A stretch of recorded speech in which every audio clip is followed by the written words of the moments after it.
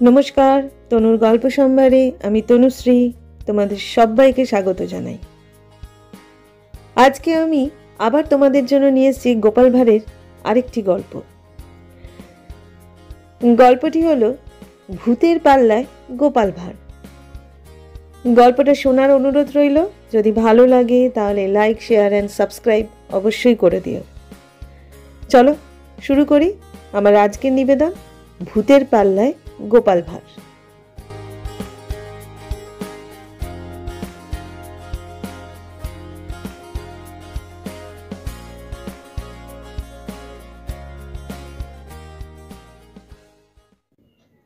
ছোট দাদু সেদিন সকাল সকাল এসে বৈঠকখানা ঘরে বসতেই নাতি নাতনিরা সবাই এসে জড়ো হলো তার কাছে।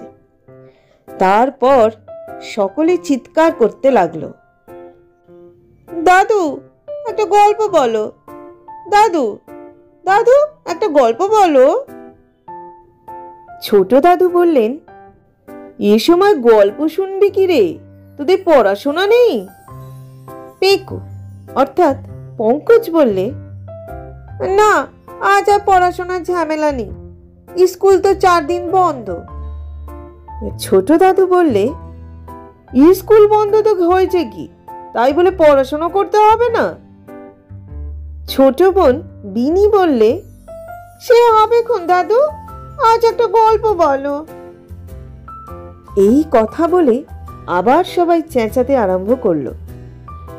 দাদু তখন আরাম করে বসে বললে, আচ্ছা সবাই চুপ কর, একটা বেশ ভালো গল্প তোদের বলছি। দাদুর কথা শুনে সবাই চুপচাপ গিয়ে তার কাছে বসলো। দাদু গল্প বলতে শুরু করলেন। দাদু জিজ্ঞাসা করলেন, তোরা গোপাল ভাঁড়ের নাম শুনেছিস? সবাই একসঙ্গে চেঁচিয়ে উঠল, হ্যাঁ হ্যাঁ শুনেছি শুনেছি। কেউ বললে, আমি গোপাল ভাঁড়ের গল্পের বই পড়েছি। আবার কেউ বললে, সিনেমায় দেখেছি।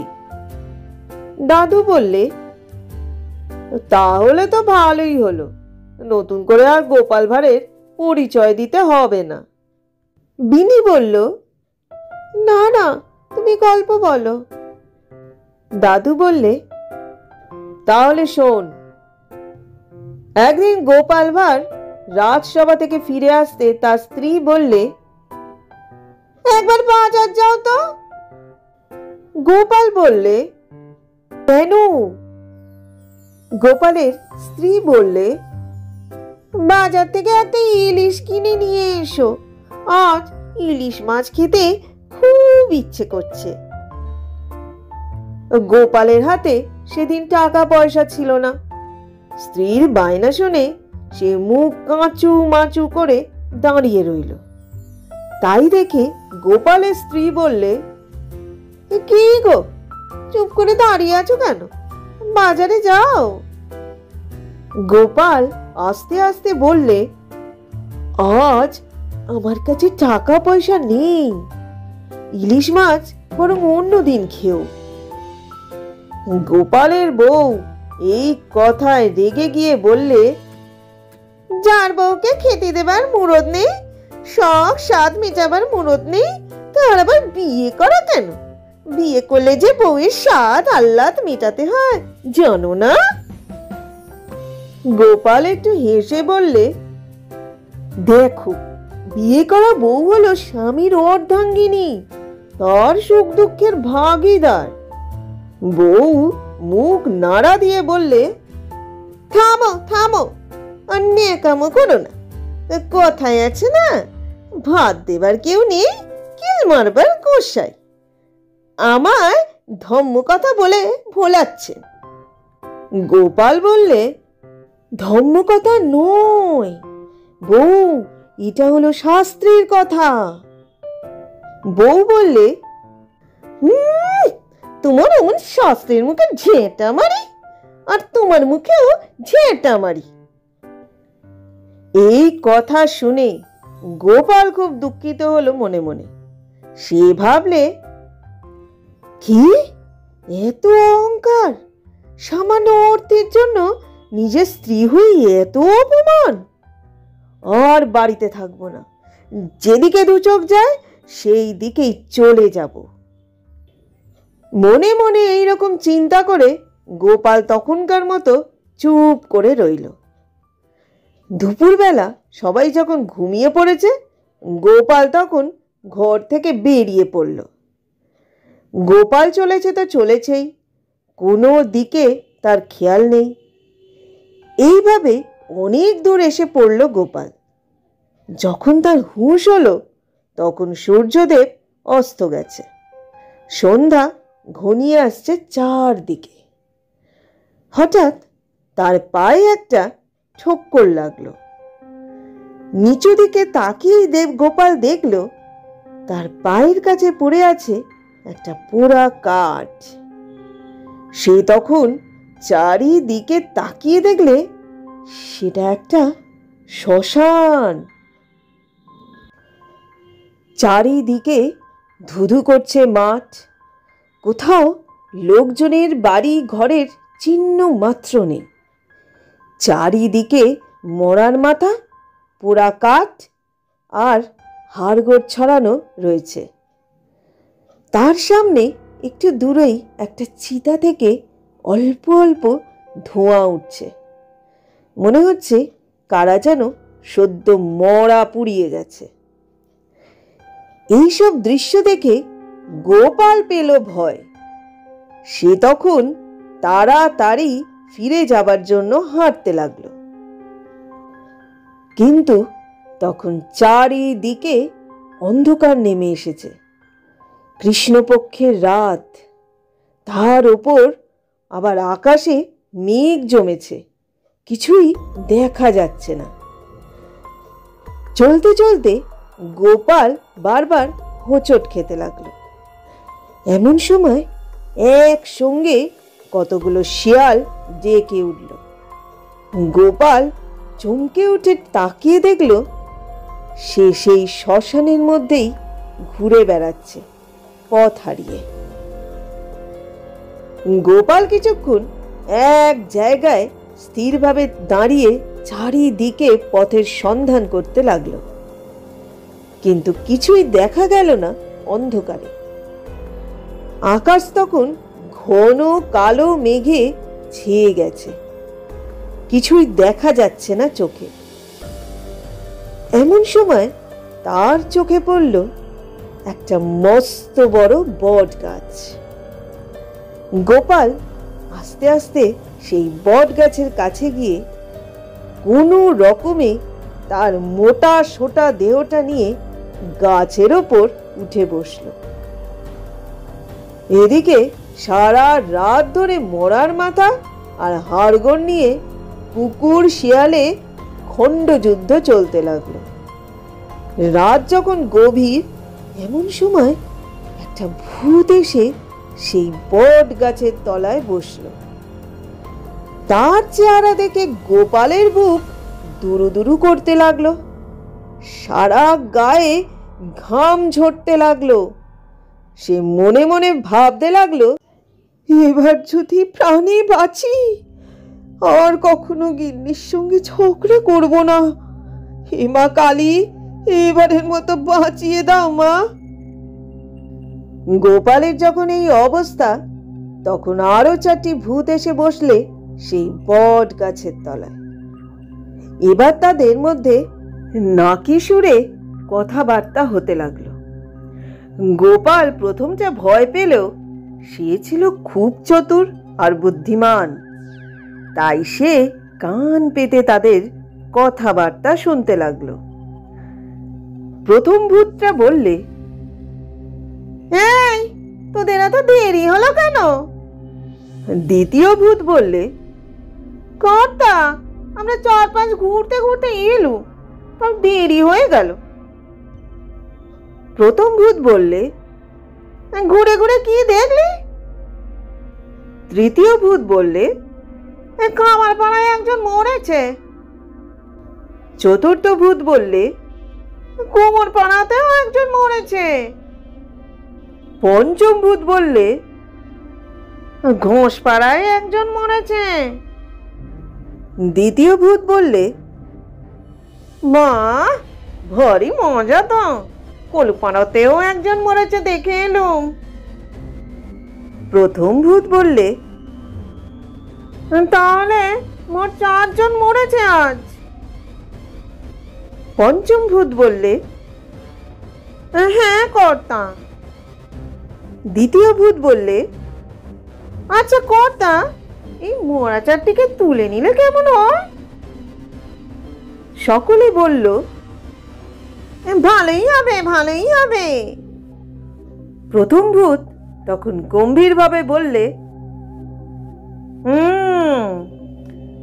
তোদের যখন ইচ্ছে হয়েছে তখন তাই কর, 4টে মরাই তুলে নে। গোপাল তখন মনে মনে বললে, 4টে নয় রে শালারা, আমাকে নিয়ে 5টা হবে। তবে মরার আগে একবার তোদের একটা খেল দেখিয়ে যাব। আমার নাম গোপাল ভাঁড়। এমন সময় প্রথম ভূতটা একজন ভূতকে বললে, আরে হাম দে, আমার পাটা একটু টিপে দে তো। দিচ্ছি কর্তা বলে সেই হাম দিয়ে এগিয়েছে। অমনি গাছের ওপর থেকে হিরে গলায় গোপাল বললে, এই বেটা হাম দে, এদিকে আয়। গাছের উপর গলার আওয়াজ পেয়ে ভূতগুলো চমকে গাছের উপর চেয়ে দেখলে একটা নাদুস নুদুস ভুঁড়িওয়ালা বেঁটে মানুষ। ভূতগুলো অবাক হয়ে গোপালকে দেখতে লাগলো। গোপাল তখন চোখ পাকিয়ে আরো গম্ভীরভাবে ডাকলে, এই বেটা হারামজাদা, কথা কানে যাচ্ছে না বুঝি? এখানে তো শ্রাদ্ধ করব। তোর 14 পুরুষ আমার বাড়িতে চাকরি করেছে, তুই বেটা মস্তান হয়েছিস। দাঁড়া, দেখাচ্ছি মজা।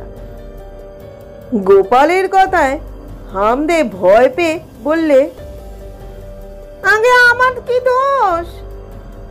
ভূতগুলো ভয় পেয়েছে দেখে গোপাল সাহস করে গাছ থেকে নামলো। তারপর হামদের দিকে চেয়ে বললে, বেটা খুব যে লায়ক হয়েছিস, তোর ভাব ঠাকুরটা আমার বাড়িতে চাকর ছিল।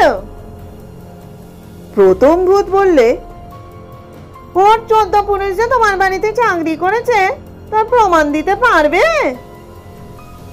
গোপাল বলল, বলিস কি রে, জলজান্ত প্রমাণ করে দেব। হামদে বললে, আমার বাবার নাম কি বলো দেখি? গোপাল বললে, তুই একটা আস্ত ভূত, তাই তোমার বুদ্ধি শুদ্ধিও নেই। আমাদের বাড়িতে কি একটা চাকর? তোমার বাবার মতো কত বেটা চাকর রয়েছে, সকলের নাম কি আর মনে আছে? সব খাতায় লেখা আছে। চল, আমার সঙ্গে চাকরি করবি, চল এখন আমার বাড়িতে। 30টা ভূত দিন রাত খাটছে, তুইও খাটবি, চল। প্রথম ভূতটা তখন বললে, দেখো, তুমি যদি ওর বাপ ঠাকুরদার নাম বলতে পারো তাহলে হামদে তোমার সঙ্গে যাবে। ভূতগুলোর সঙ্গে গোপালের কথাবার্তা হচ্ছে। এমন সময় দূরে হরিবল শব্দ শোনা গেল। শব্দ শুনেই ভূতগুলো ছটপট করতে লাগলো। কর্তা ভূত বললে, আমাদের কিছুক্ষণের জন্য ছেড়ে দাও, 1 ঘন্টা পরে ফিরে আসবো। গোপাল বললে, তা কি হয়, তোরা যদি আর ফিরে না আসিস? কর্তা ভূত বললে, নিশ্চয়ই আসবো, এটাই তো আমাদের আস্তানা। গোপাল বললে, তোরা কোথায় যাবি? হামদে বললে, এখনো আমরা কিছু খাইনি, তাই খাবার জোগাড় করতে যাচ্ছি। গোপাল তাদের কাকতি মিনতি দেখে বললে, আচ্ছা যা, কিন্তু 1 ঘন্টার মধ্যে ফিরে আসবি, তা না হলে ব্রহ্মদত্তি আর মামদকে পাঠিয়ে ঘাড়ে ধরে আনবো। ব্রহ্মদত্তি আর মামদোর কথায় কর্তাভূতারও ভয় হলো, কারণ ব্রহ্মদত্তি হলো বামুন ভূত আর মামদো হলো মুসলমান। এরা দুজনেই বেশ শক্তিশালী। ভূত মহলে এদের সবাই ভয় করে। তাই সকলে হাত জোর করে গোপালকে বললে, আমরা 1 ঘন্টার মধ্যেই আসবো। এই কথা বলে গোপালের কাছ থেকে বিদায় নিয়ে চোখের নিমেষে উধাও হয়ে গেল। ওদিকে বল হরি হরি বল বলতে বলতে কতগুলো লোক একটা মরা নিয়ে আসছিল শ্মশানে। এমন সময় ভূতগুলো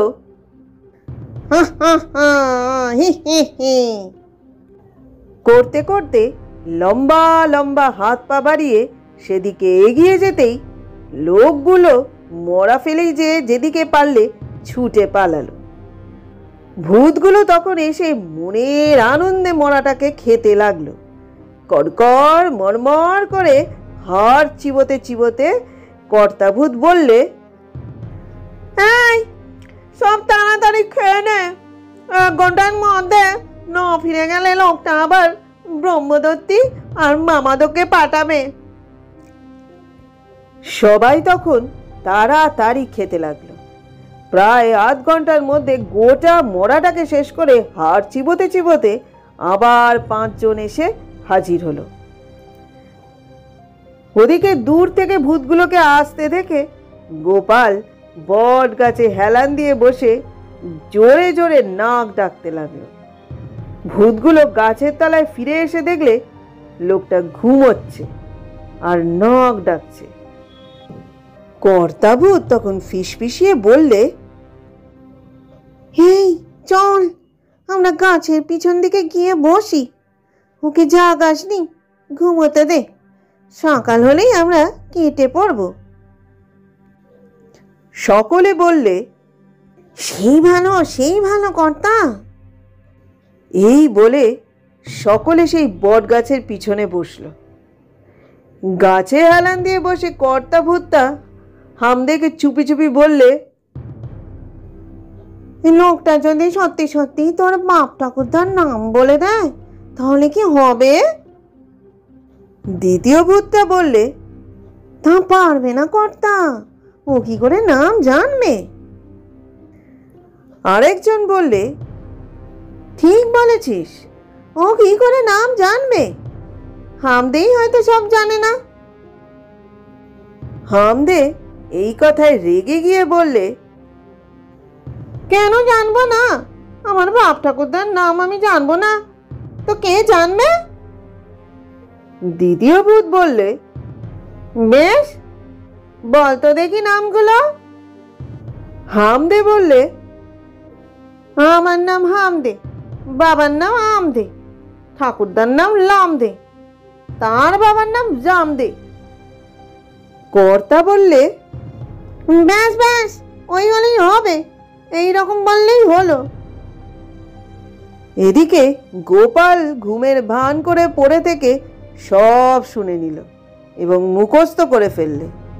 তারপর ধর্মর করে উঠে বসে চেঁচিয়ে উঠল, কই রে, কোথায় গেলি তোরা সব? এদিকে আয়। গোপাল ডাকতেই ভূতগুলো এসে হাজির হলো গোপালের কাছে। গোপাল তাদের বললে, এই তোরা সব হামদের বাপ ঠাকুরদার নাম জানতে চেয়েছিলি না? নামগুলো সব মনে পড়েছে। তখন কর্তাভূতটা বললে, বেশ, বলো নামগুলো। গোপাল তখন ঠিক যেমন শুনেছিল তেমনই ভাবে নামগুলো বললে। কর্তাভূত সব শুনে কিছুক্ষণ চুপ করে রইল। তারপর বললে, হামদে, ইনি যখন তোর বাপ ঠাকুরদার নাম বলছে তখন তুই ওর বাড়িতে যা। হামদে তখন কাঁচু মাচু হয়ে বললে, হ্যাঁ, তা তো যেতেই হবে, তবে আমার একটা কথা আছে। বেশ, কি কথা আছে বল। চলো, রাস্তায় যেতে যেতেই বলবো। বেশ, তাই হবে। কিন্তু আমি তো হেঁটে যেতে পারবো না, আমায় কাঁধে করে বাড়ি নিয়ে চল। হামদে আর কি করে, গোপালকে কাঁধে নিয়ে ঝড়ের বেগে বাড়ির দিকে রওনা হলো। পথে যেতে যেতে হামদে গোপালকে বললে, দেখো কর্তা, আমি তোমার কাজকর্ম করব বটে, কিন্তু দিনের বেলায় আমাকে দেখতে পাবে না, রাত্রিবেলা এসে তোমার সব কাজকর্ম করে যাব। বেশ, তাই হবে। আরো একটা শর্ত আছে। বল, কি শর্ত?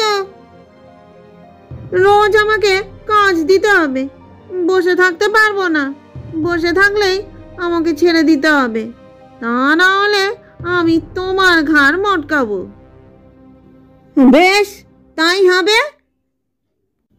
এইভাবে কথা বলতে বলতে হামদে গোপালকে নিয়ে বাড়ির কাছে এসে কাঁধ থেকে নামিয়ে দিয়ে বললে, কর্তা, তুমি বাড়ির মধ্যে যাও, এখন আমি চললাম, সকাল হতে আর দেরি নেই, আর আমার থাকা চলবে না, কেউ দেখে ফেলবে, কাল আবার রাত্রে আসবো, আমার কাজকর্ম ঠিক করে রেখো।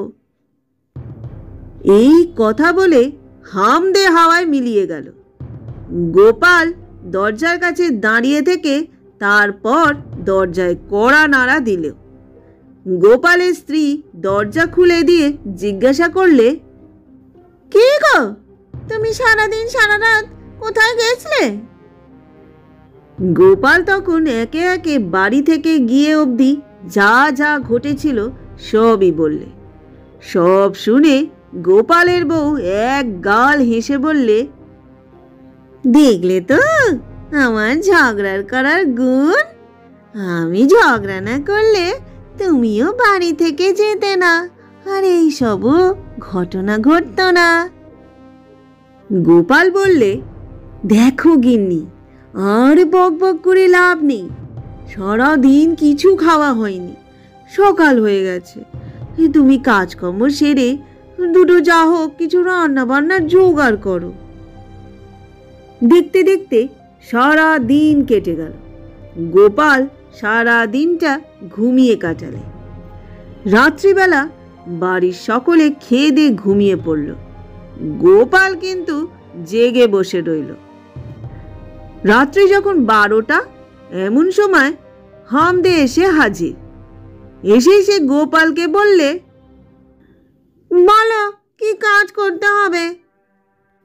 গোপাল বললে, আমার বাগানটা জঙ্গল হয়ে পড়ে আছে, ওটাকে ভালো করে পরিষ্কার করে দে।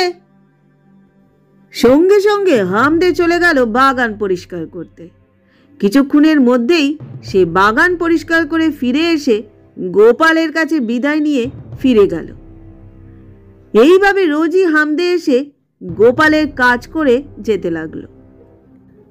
গোপালের দিন দিন উন্নতি দেখে পাড়ার লোকের হিংসে হলো। তারা ভাবতে লাগলো, গোপাল এত পয়সা পাচ্ছে কোথায় যে বাড়ি ঘর মেরামত করছে, বাগান পরিষ্কার করছে, পুকুর কাটছে। এই সব ভেবে পাড়ার লোক জ্বলে মরতে লাগলো। শেষে একদিন তারা মহারাজা কৃষ্ণচন্দ্রকে সব কথা জানালে। পরদিন গোপাল রাজসভায় আসতে মহারাজ জিজ্ঞাসা করলেন, আচ্ছা গোপাল, তুমি যে বাড়ি বাগান পরিষ্কার করছো, পুকুর কাটাচ্ছ, এতে টাকা পয়সা খরচ হচ্ছে, এসব কে দিচ্ছে? গোপাল হাত জোর করে বললে, মহারাজ, আমি কিছুই বলতে পারবো না, রাত্রে ঘুমিয়ে থাকি আর সকালে উঠে দেখি সব কাজকর্ম কি করে গেছে। গোপালের কথা শুনে মহারাজ হেসে উঠলেন। তারপর বললেন, আচ্ছা, তুমি বাড়ি যাও, আমি সন্ধান নিচ্ছি। সেই দিন সন্ধ্যাবেলা রাজা গোপালের প্রতিবেশীকে ডেকে বললেন,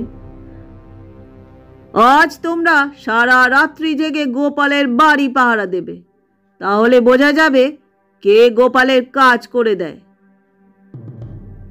গোপাল তখন এই সব লোকগুলোকে জব্দ করার জন্য মনে মনে বুদ্ধি এঁটে হামদে আসতেই তাকে বললে, হামদে, তুই তোর আরেকজন বন্ধুকে নিয়ে রাজকর্মচারী সেজে আয়।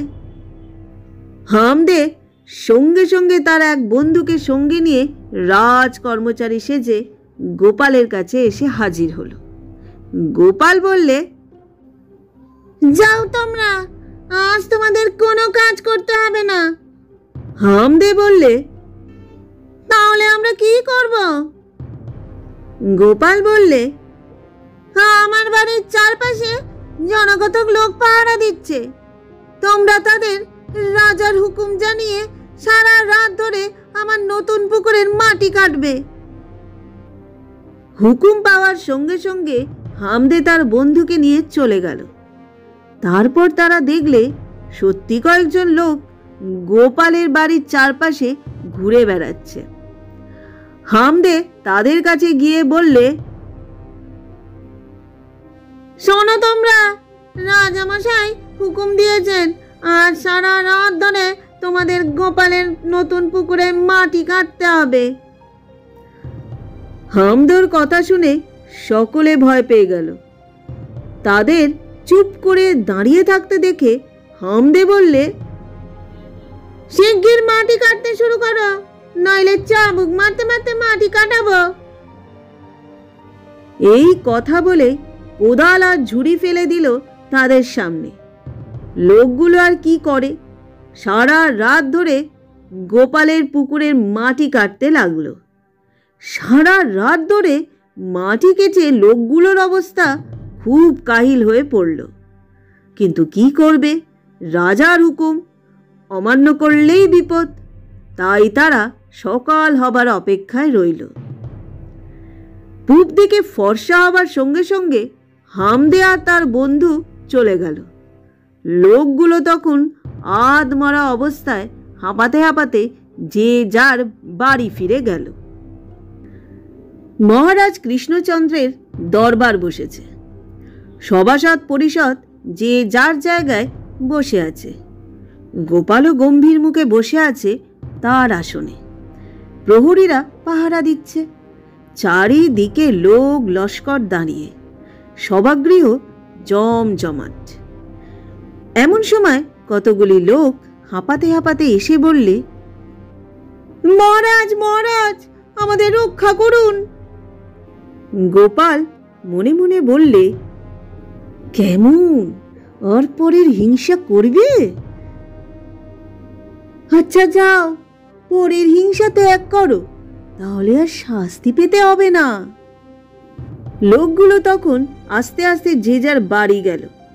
রাজসভা থেকে ফিরে গোপাল তার স্ত্রীকে বললে, দেখো গিন্নি, হামদেকে দিয়ে অনেক কাজ করালাম, আর তো হাতে তেমন কাজকর্ম নেই।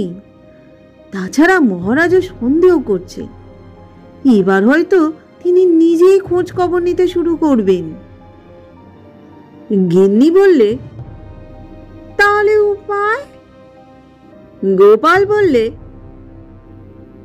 মাথায় কিছু আসছে না, তুমি একটা বুদ্ধি দাও। এক কাজ করো, আজ হামদেকে এলে তার কাছে কিছু টাকা কড়ি নিয়ে বিদায় করে দাও। ওইসব ভূত প্রেত নিয়ে বাস করা ঠিক নয়, কখন কি বিপদ হবে বলা যায় না। ঠিক বলেছ গিন্নি, ঠিক। সেদিন আবার এসে হাজির হলো হামদে। এসেই বললে, কর্তা, আজ কি কাজ দাও? গোপাল বললে, দাঁড়াও, একটু ভেবে দেখি। হামদে বললে, কর্তা, আমি বরং তোমাকে কিছু টাকা আর গয়না দিচ্ছি, নিয়ে আমাকে ছেড়ে দাও। গোপালও তাই চায়। সে এক গাল হেসে বললে, বেশ বেশ, তোর যখন ইচ্ছে হচ্ছে তুই তাই কর। সঙ্গে সঙ্গে হাওয়ায় মিশে গেল হামদে। তারপর কিছুক্ষণের মধ্যে টাকা আর গয়না ভর্তি একটা বাক্স এনে গোপালের হাতে দিয়ে বিদায় নিয়ে চিরদিনের মতো চলে গেল। গোপাল বাক্স ভর্তি গয়না আর টাকা পেয়ে মনের আনন্দে একরকম লাফাতে লাফাতে বাড়ির মধ্যে গিয়ে গিন্নির হাতে দিল। গিন্নি তো টাকার গয়নার বাক্স পেয়ে হেসে লুটোপুটি। গোপালও এক গাল হেসে বললে, বুঝলে গিন্নি, আমার নাম গোপাল ভাঁড়।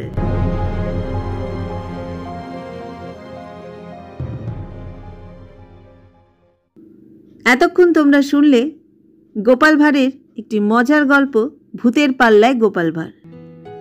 গল্পটা কেমন লাগলো অবশ্যই তোমাদের মতামত জানিও। আজকের মতো বিদায় নিচ্ছি, আবার আসবো আরেকটা গল্প নিয়ে। সবাই ভালো থেকো, সুস্থ থেকো এবং অবশ্যই সুরক্ষিত থেকো।